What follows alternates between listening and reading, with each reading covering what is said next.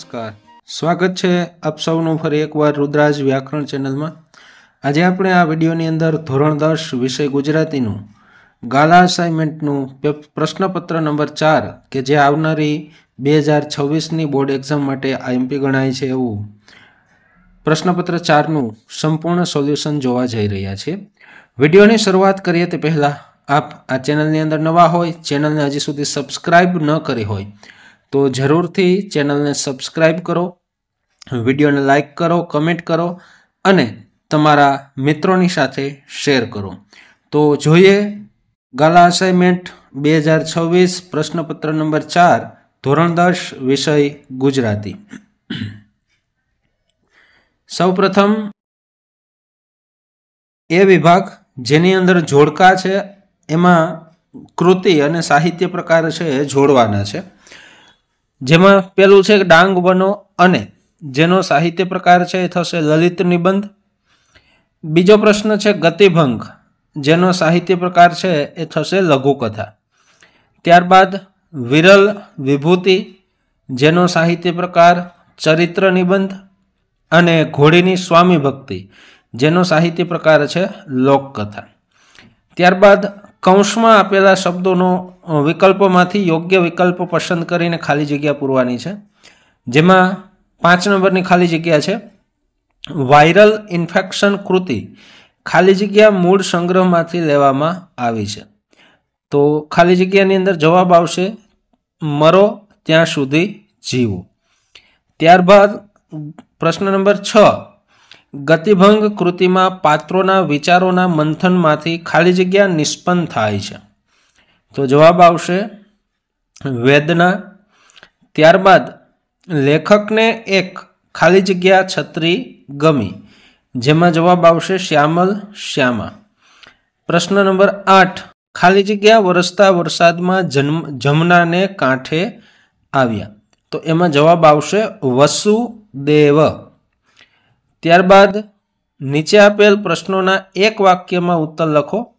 जेमा प्रश्न नंबर 9 लेखक छतरी लेवा राजकोट जवानी वात में शा माटे मक्कम रह्या। तो एनो जवाब थशे कि लेखक बीजानी भावना अने प्रामाणिकतानी कदर करवा माटे थई अने मक्कम रह्या। त्यारबाद प्रश्न नंबर 10 लेखक जवाहरलाल प्रवास टूंकावी शा कारणे पाछा फर्या। तो एनो जवाब छे कि लेखक जवाहरलाल पासे प्रवास माटेना जरूरी साधनोना अभावथी प्रवास टूंकावी पाछा फर्या। त्यारबाद नीचे आपेला प्रश्नोना 3-4 वाक्यमां उत्तर लखो। जेमां प्रश्न नंबर 11 डांगना आदिवासीओनी मरणने उजववानी रीत लेखकने केवी लागे छे। तो एनो जवाब छे डांगना आदिवासीओ कोईनुं मरण थयुं होय तो तेनी ननामीने यात्रानी जेम मोटुं सरघस काढीने स्मशाने लई जता। तेओ मृत्युना मानमा रस्तामां फटाकड़ा फोड़ता, डाघवो एनी ननामीने ऊंचकीने आगळ चालता। तेमनी मरणने उजववानी आ तात्विक रीत हती। आ भोળી प्रजाने जाणे मृत्यु विषे आवुं जीवन सत्य लाग्युं होय ए रीते मरणने उजवणी करता। त्यारबाद छे प्रश्न नंबर 12 श्रीमद में परहित अने परोपकारनी भावना हती। आ दर्शावतो प्रसंग वर्णवो। जेनो जवाब छे श्रीमदना 2 मामाओ अने धारसीभाई वच्चे राज संबंधी खटपट वेर हतो। बंने मामाए धारसीभाई ने ठेकाणे पाड़ी देवानो एटले के तेमने मारी नाखवानो कारसो घडेलो। एमनी वातचीत परथी श्रीमद ने ए बाबतनी गंध आवी गई। तेमणे धारसीभाई ने घेर जई तेमणे आ बाबते चेतवी दीधा। आ प्रसंग परथी समजाय छे कि श्रीमद परहित अने परोपकारनी भावना हती।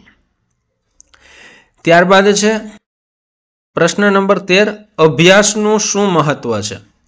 तो एनो जवाब छे अभ्यासथी व्यक्तिनुं विचारशक्ति अने समजण विकसे छे। सफलता माटे मार्ग अभ्यासथी मळेली ज्ञान अने कौशल्यथी व्यक्ति पोताना लक्ष्योने प्राप्त करी शके छे। सामाजिक अने आर्थिक विकास अभ्यासित व्यक्ति समाज में सन्मान अने आर्थिक रीते मजबूत बने छे। त्यारबाद छे आपेला प्रश्नोना 8-10 वाक्य में उत्तर लखो। જેમાં છે મનીષાનું પાત્ર ચિત્રણ ભૂલી ગયા પછી કૃતિના આધારે કરો, જેનો જવાબ છે ભૂલી ગયા પછી કૃતિ એકાંકી છે. આ એકાંકીમાં મનીષા સમગ્ર નાટ્ય વસ્તુના કેન્દ્રમાં છે. લેખકે મનીષાના પાત્ર દ્વારા નારી શક્તિનો મહિમા કર્યો છે. મનીષા પ્રકૃતિએ નમણી, નાજુક અને ડરપોક છે. જો કે સંકલ્પ બળે, આત્મબળે તેમજ પુરુષાર્થથી તે સફળતાના શિખર પ્રાપ્ત કરે છે. આમ તો તે શિકારી પિતા વિરાટની પુત્રી છે, નરેનના પ્રેમમાં છે, પણ પિતાની મંજૂરી ન મળતા લગ્ન કરી શકી નથી. જે જંગલમાં નરેનને ઓફિસરની નોકરી મળી છે ત્યાં મનીષા પણ છે. મનીષાએ એક સુરતી કુટુંબને હિંમત, સાહસ તેમજ સમય સૂચકતાથી રીંછના હુમલાથી બચાવ્યું છે. તે સાહસિક થઈ છે. મનીષાના પિતાને જાણ થતાં તેઓ પણ આનંદ વિભોર થઈ ગયા છે. તેને ઊંચકીને તેણે સમગ્ર પ્રેક્ષકો સમક્ષ ભાષણ કર્યું, તે મારા કરતાં પણ ચડિયાતી છે, કારણ કે તે મારી દીકરી છે. એમ કહી તેના પિતાએ મનીષાના પરાક્રમનું ગૌરવ કર્યું, સૌને મીઠાઈ ખવડાવી. તેમણે મનીષા અને નરેનને તમારા ભવિષ્યમાં પ્રેમ શૌર્ય અંકિત ધ્વજ ફરકાવો એવા આશીર્વાદ આપ્યા. મનીષાએ ધૈર્ય, સમજ, જવાબદારી તેમજ ગંભીરતા જેવા ઉત્કૃષ્ટ ગુણો પ્રાપ્ત કરી પ્રેમની શ્રેષ્ઠતા સાબિત કરી. અંતમાં મનીષા અને નરેનના સાચા પ્રેમનો વિજય થયો. ત્યારબાદ પ્રશ્ન નંબર 15, જીવલાનું પાત્રાલેખન કરો. તો એનો જવાબ છે અભણ જીવલાએ ખેતર વેચાતું લેવા લેખકના પિતા પાસેથી 300 રૂપિયા વ્યાજે લીધેલા. તે પ્રામાણિક અને દાનતનો શુદ્ધ હતો. ગમે તેવા માઠા વર્ષ ગયા હોય અને પાક સારો ઉતર્યો ન હોય તો પણ શાહુકારના છોકરાને આપતા ન પડવી જોઈએ એવું નૈતિક રીતે માનતો, એટલે જેટલા પૈસા મળે તેટલા ચૂકવતો. ઉપરાંત દર વર્ષે લાકડા, ડાંગર, કઠોળ, ગોળ, કેરી, શાકભાજી, બોર, જાંબુ, શેરડી વગેરે શાહુકારને ત્યાં જઈ આપી આવતો. તેની પત્નીના મૃત્યુ પછી પત્નીનું 12મું કરવા બીજા શાહુકાર પાસેથી કરજ લીધેલું. લેખક તેને ત્યાં ઉઘરાણું કરવા જતા તો તે તેને ઋતુના ફળ, ચણાનો ઓળો, શેરડી, બોર, કેરી વગેરે ખાવા આપતો અને સાથે ઘેર લઈ જવા પણ બાંધી આપતો. લેખક ભાતું લીધા વિના આવ્યા હોય તો એ તેમને ભાવતો શીરો જમાડતો. લેખકને વાલોળ અને રીંગણા બાંધી આપવા માટે તેની પાસે એકાદ ઠેલી પણ ન હતી. જુવાનીમાં પણ જીવલો તદ્દન કૃશ થઈ ગયો હતો. તેના પુત્રની અર્ધનગ્ન દશા દરિદ્રતાને શરમાવે તેવી હતી. ત્યારબાદ પ્રશ્ન નંબર 16 છે, ગાંધીજીનો શ્રીમદ સાથેનો આધ્યાત્મિક સંબંધ સમજાવો. જેનો જવાબ થશે ગાંધીજીનો શ્રીમદ સાથેનો આધ્યાત્મિક સંબંધ ઊંડો હતો. શ્રીમદની સ્મરણ શક્તિ, બહોળું શાસ્ત્ર જ્ઞાન, શુદ્ધ ચરિત્રથી ગાંધીજી એવા પ્રભાવિત થયા કે તેઓ તેમના અનુરાગી બની ગયા. ગાંધીજીએ સ્વીકાર્યું હતું કે તેમણે સૌથી વધારે શ્રીમદના જીવનમાંથી ગ્રહણ કર્યું છે. ગાંધીજીને અધ્યાત્મ અને ધર્મ સંબંધી કોઈ મૂંઝવણ હોય તો તેઓ તેમની પાસે રજૂ કરતા, તેમને પ્રશ્નો પણ પૂછતા. આ બાબતમાં ગાંધીજીને શ્રીમદજી પાસેથી યોગ્ય સમાધાન અને માર્ગદર્શન પ્રાપ્ત થતું. શ્રીમદજીની પ્રેરણાથી જ ગાંધીજીમાં સત્ય, અહિંસા, બ્રહ્મચર્ય, અપરિગ્રહ, અભય વગેરે ગુણો વિકાસ પામ્યા હતા અને દ્રઢ થયા હતા. ગાંધીજીએ શ્રીમદજીના શ્રી આત્મસિદ્ધિ શાસ્ત્રનું અંગ્રેજીમાં ભાષાંતર પણ કર્યું હતું. શ્રીમદ લિખિત કાવ્ય અપૂર્વ અવસર એવો ક્યારે આવશે આશ્રમ ભજનાવલીમાં સ્થાન પામ્યું છે. આ દ્રષ્ટિએ જોતા એમ કહી શકાય કે ગાંધીજીનો શ્રીમદજી સાથેનો આધ્યાત્મિક સંબંધ ઊંડો હતો જ, પણ બંને એકબીજા સાથે અતરંગથી જોડાયેલા હતા. ત્યારબાદ વિભાગ બી, જેની અંદર પ્રથમ છે જોડકા, જેમાં સાહિત્યકાર અને એમની સાહિત્ય કૃતિને આપણે જોડવાની છે. સૌપ્રથમ છે અશોક ચાવડા, બેદિલ, તો એની સામે એની કૃતિ આવશે દીકરી. કલાપી, જેની સામે આવશે શિકારીને. રાજેન્દ્ર શાહ, જેની સામે આવશે બોલીએ ના કંઈ. અને સ્નેહરશ્મિ, જેવો કોઈ કર્તા કે લેખક છે તો કે આપણા અભ્યાસક્રમમાં છે નહીં, એટલે અહીંયા આપણે ઓપ્શન વિભાગ બની અંદર જે દિવસો જુદાઈના અને હાઈકુ છે એનું થોડુંક વિસ્તૃત જોશું. કે હાઈકુ 1, જેનું નામ છે ખોરડું નાનું, જેના કર્તા છે મુરલી ઠાકુર. હાઈકુ 2, દીપ હોલવું, જેના કર્તાનું નામ છે અનિરુદ્ધ બ્રહ્મભટ્ટ, અને ગની દહીંવાલા કે જેઓ દિવસો જુદાઈના જાય છે એમના કવિ છે. ત્યારબાદ કૌંસમાં આપેલા વિકલ્પમાંથી યોગ્ય વિકલ્પ પસંદ કરી ખાલી જગ્યા પૂરો. સિલવંત સાધુનો અર્થ ખાલી જગ્યા થાય તો જવાબ આવશે ચારિત્ર્યવાન. ત્યારબાદ છે સ્વજન સુધી ખાલી જગ્યા લઈ જશે તો એમાં જવાબ આવશે દુશ્મનો. 23મું છે ખાલી જગ્યા બનવું દુર્લભ છે તો અહીંયા જવાબ આવશે દેશ દીપક બનવું દુર્લભ છે. 24મો પ્રશ્ન છે રાધાની આંખમાં ઉદાસી હોવાનું કારણ ખાલી જગ્યા છે તો એમાં જવાબ આવશે કૃષ્ણ વિરહ.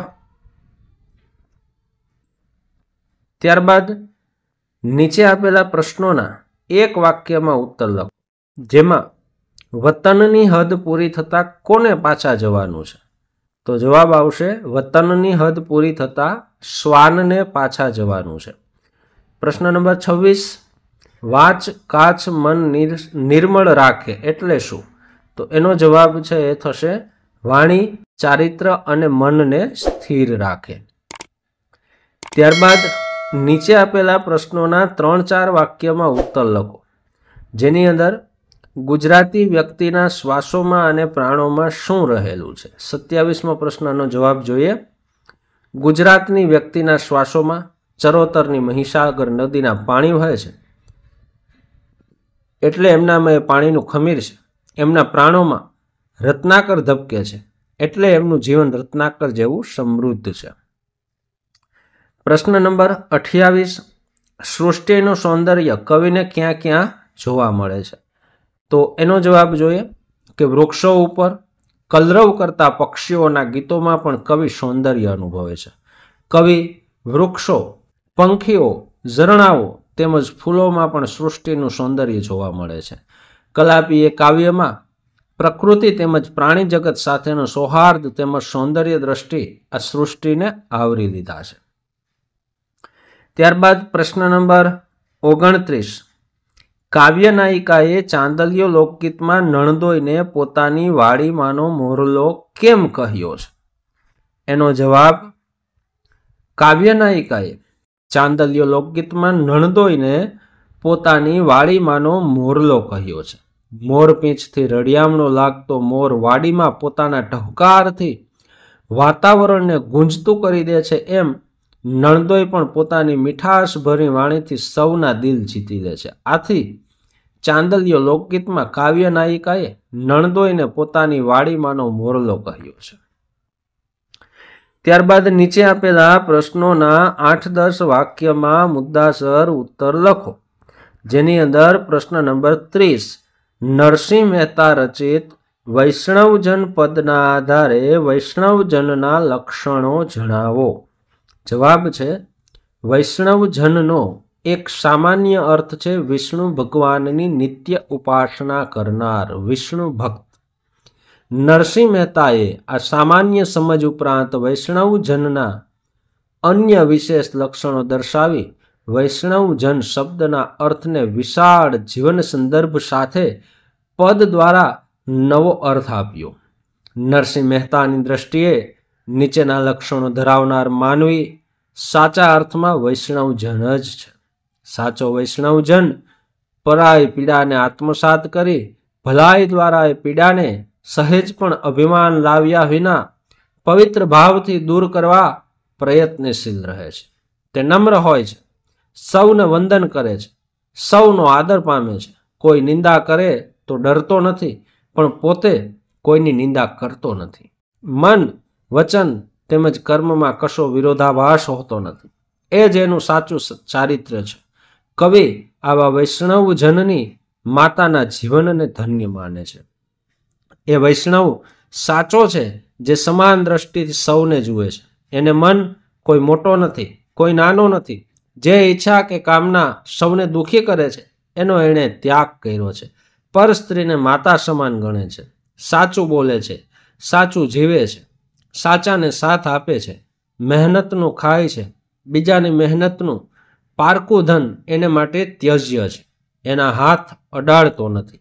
એને મોહમાયા સ્પર્શતા નથી, એથી એ પર હોય છે. એનું જીવન જલકમલવત હોય છે.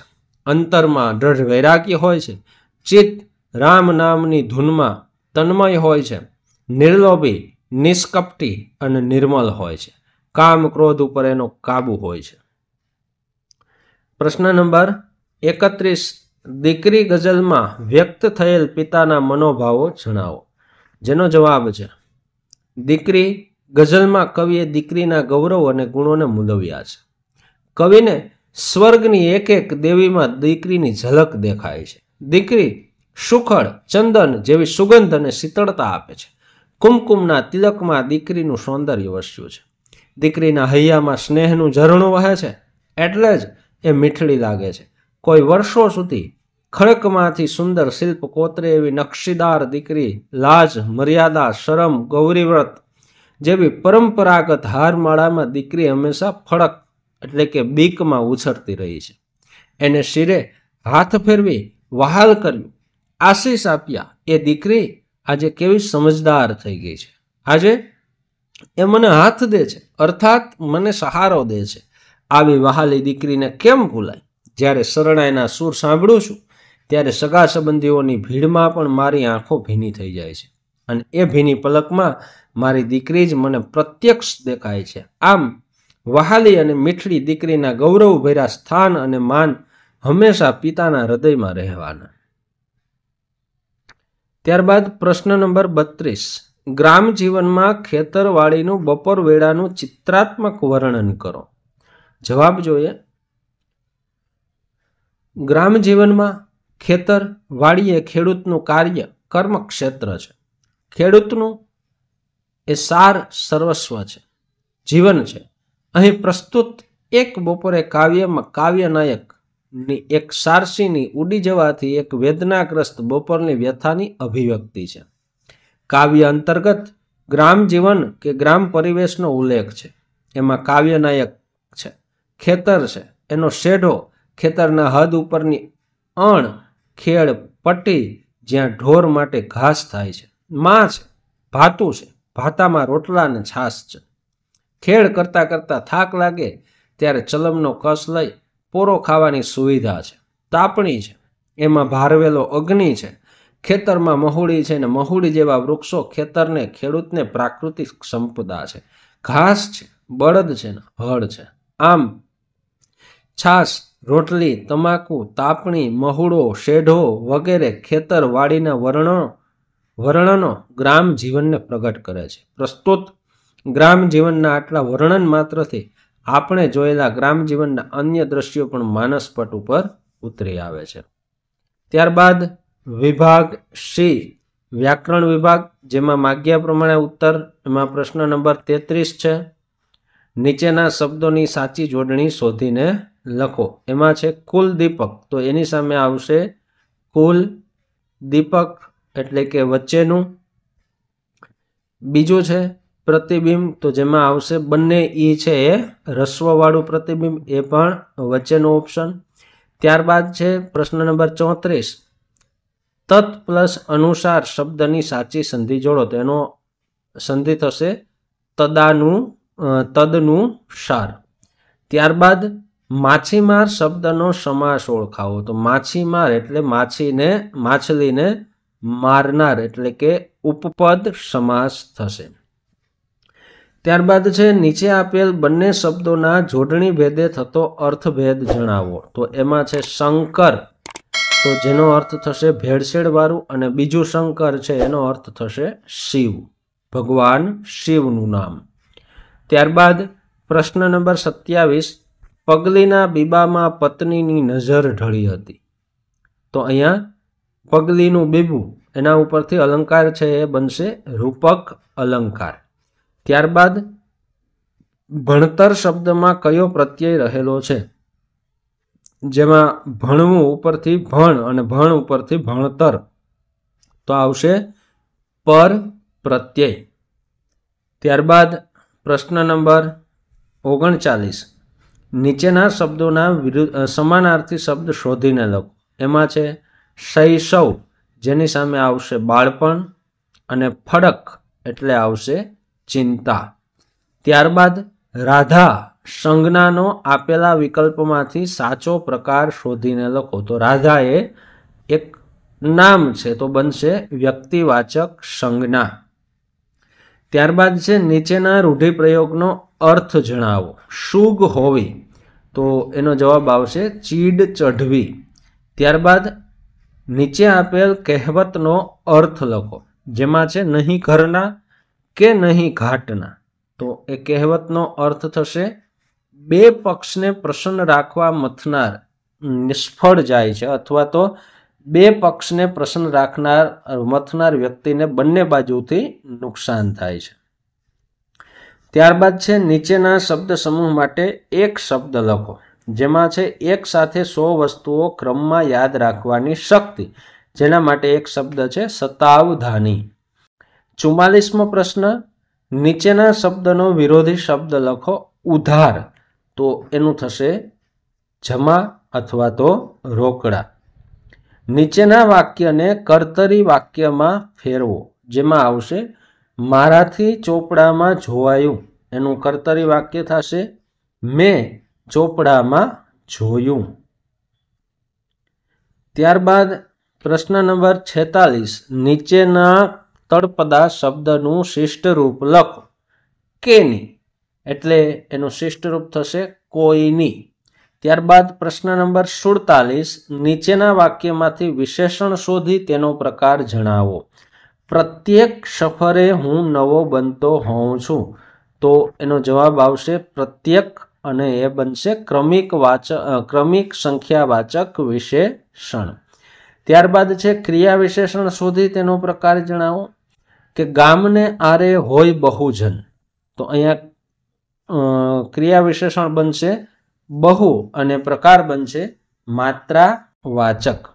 પ્રશ્ન નંબર 49, સ્વર વ્યંજન એટલે કે ધ્વનિ ઘટકો છે એ છૂટા પાડવાના છે, જેમાં શબ્દ છે ચાંદલિયો, તો એના આપણે સ્વર અને વ્યંજન છૂટા પાડશું.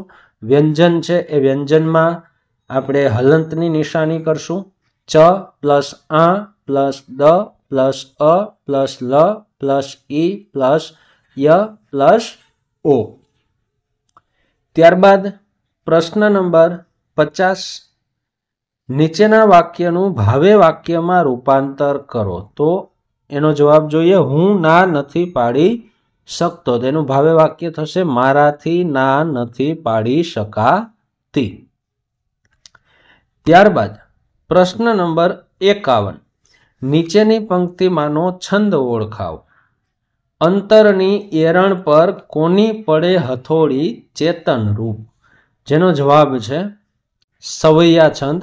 ત્યારબાદ પ્રશ્ન નંબર 52, ખૂંચી તીણી સજલ દગમાં કાચ કેરી કણિકા, ઉપાડેલા ડગ ઉપર શાહ લોહ કેરા મણિકા.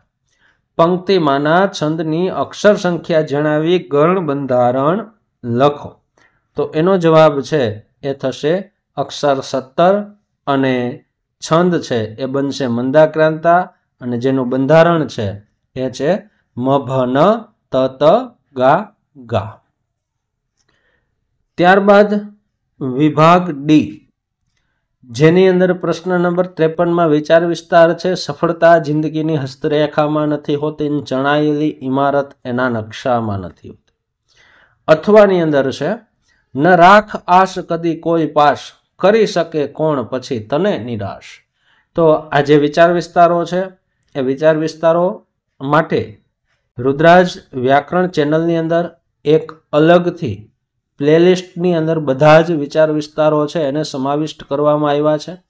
આપ એ પ્લેલિસ્ટમાં, ચેનલના પ્લેલિસ્ટમાં જઈ અને વિચાર વિસ્તાર છે એને જોઈ શકો છો.